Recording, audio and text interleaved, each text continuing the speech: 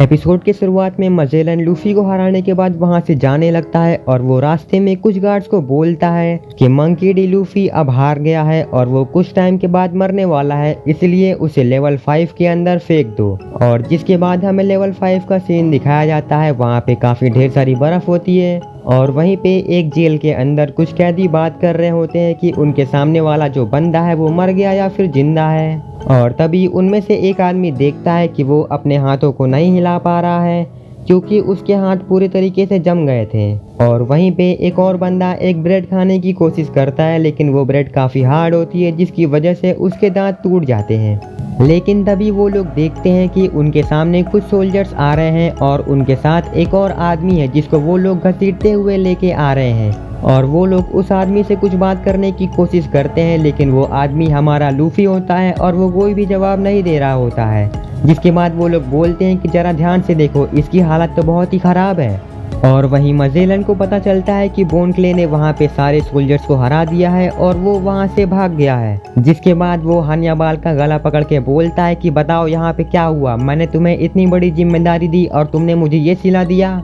और ऐसा बोलने के बाद वो हन्याबाल को जमीन में फेंक देता है। जिसके बाद हन्याबाल बोलता है कि मुझे माफ़ कर दीजिए, मैं थोड़ा ध्यान नहीं दे रहा था और उसके बाद ऐसा कुछ हो गया। और वहीं पे बगी और मिस्टर 3 दोनों लोग रोते हुए बोलते हैं कि वो हमें यहाँ पे अकेला छोड़ के चला गया, अगर वो हमें दोबारा मिला तो हम लोग उसे बिल्कुल भी नहीं छोड़ेंगे।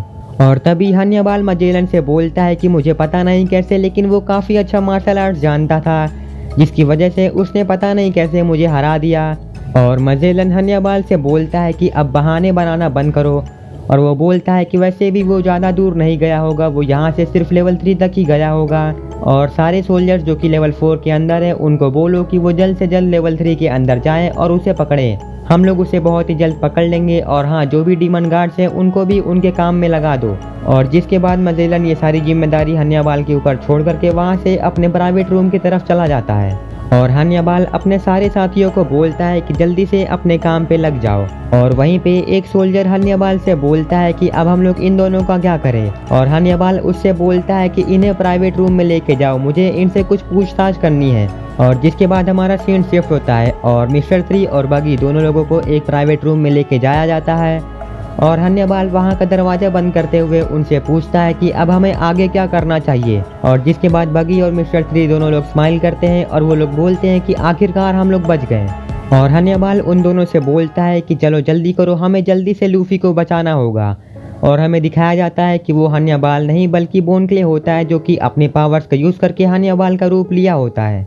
जिसको सुन करके बगी बोलता है, क्या कहा, लूफी को बचाना है, क्या तुम पागल हो गए हो, हम लोग उसे नहीं बचा सकते हैं, वो इस समय लेवल 5 के अंदर है, अगर हम लोग उसे बचाने के लिए वहाँ पे गए तो हमारी मौत होना निश्चित है। और बोन क्ले बोलता है कि मुझे इससे कोई भी फर्क नहीं पड़ता है कि मैं लूफी को बचाते हुए मर जाऊं, क्योंकि जिस समय मैं लूफी को वहां अकेले छोड़ के आया था मैं उसी समय ही मर गया था। और मैंने खुद से ये प्रॉमिस किया था अगर किसी भी कारण से लूफी बच जाता है तो मैं उसे बचाने के लिए अपनी जान भी देने के लिए तैयार होऊंगा।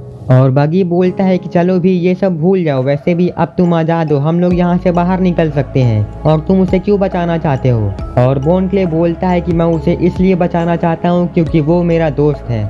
जिसको सुन करके बगी और मिस्टर 3 दोनों लोग शांत हो जाते हैं। और वहाँ बोन क्ले बोल रहा होता है कि लूफी को बचाने के लिए मुझे पहले उस पॉइजन का इलाज करना होगा।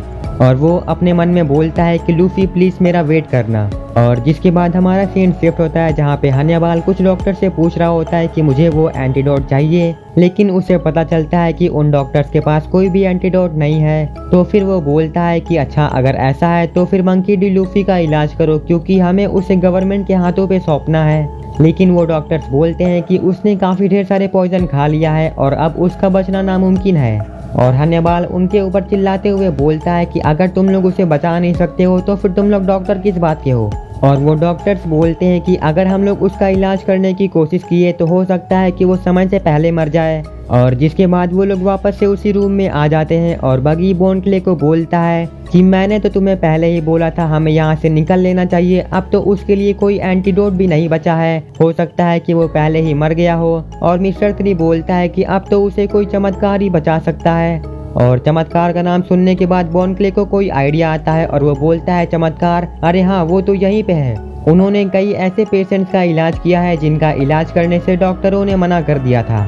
और वो उन दोनों से बोलता है कि जल्दी करो, हमें इवान को ढूंढना होगा। और इवान का नाम सुनने के बाद बगी और मिस्टर 3 दोनों लोग बोलते हैं कि अब ये कौन है। और जिसके बाद हमारा सीन शिफ्ट होता है जहाँ पे हन्याबाल कुछ ऑफिसर से बोल रहा होता है कि हमें लेवल 5 पे लेके जाओ, क्योंकि इन दोनों कैदियों को मौत की सज़ा मिली है और इन्हें जमा करके मारने की सज़ा दी गई है। और वो उनसे यहाँ के सारे कैदियों की लिस्ट भी मांगता है।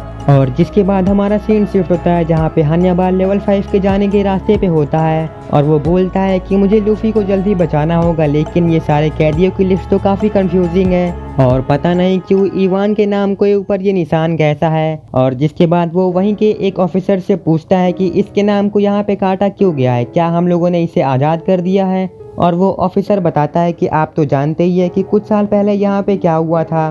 और हन्याबाल बोलता है कि अरे हाँ याद आया, मैं तो इसके बारे में भूल ही गया था। वैसे यहाँ पे क्या हुआ था, क्या तुम डिटेल में बताओगे। जिसको सुन करके वो आदमी थोड़ा सा हैरान होता है और वो बोलता है कि आपको तो पता ही है कि यहाँ पे कुछ सालों पहले यहाँ के जो कैदी थे वो अचानक से गायब होने लगे और इसका रीज़न किसी को भी नहीं पता चल रहा था। और जितने भी कैदी यहाँ से गायब हुए उन सभी का कुछ भी पता नहीं चला और वो लोग आज तक गायब हैं और सबको लगता है कि ऐसा कोई भूत कर रहा था।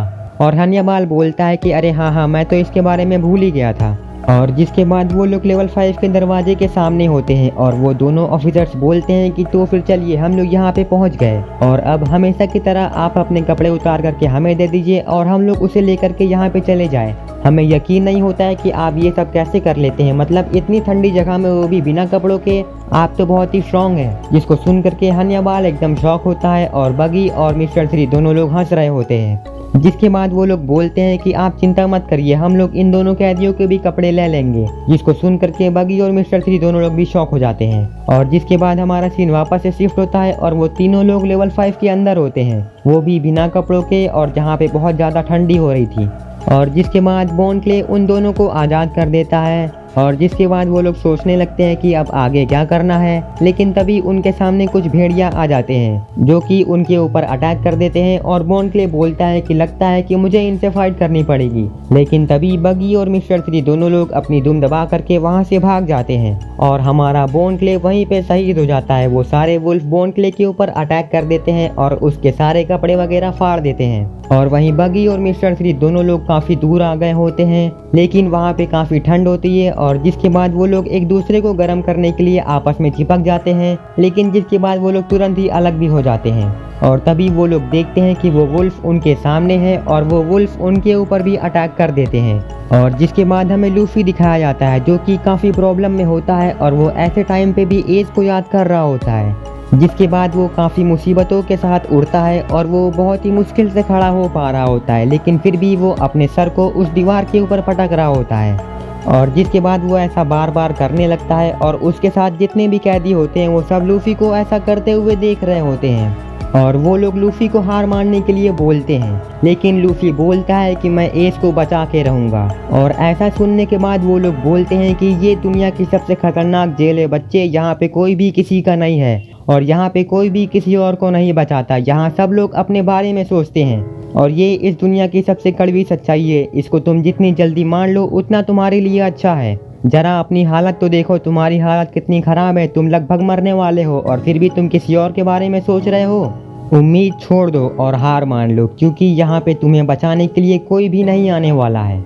लेकिन तभी उनमें से एक आदमी देखता है कि उसके सामने कोई आ रहा है और वो और कोई नहीं बल्कि हमारा बॉन क्ले होता है, जो कि इतनी ठंड में बिना कपड़ों के लूफी के सामने होता है ताकि वो लूफी को बचा सके। और वो चिल्ला के बोलता है कि हमारी दोस्ती के नाम पे मैं तुम्हें बचाने आया हूँ मेरे दोस्त लूफी, मैं आ गया। और हमारा एपिसोड यहीं पे ख़त्म हो जाता है।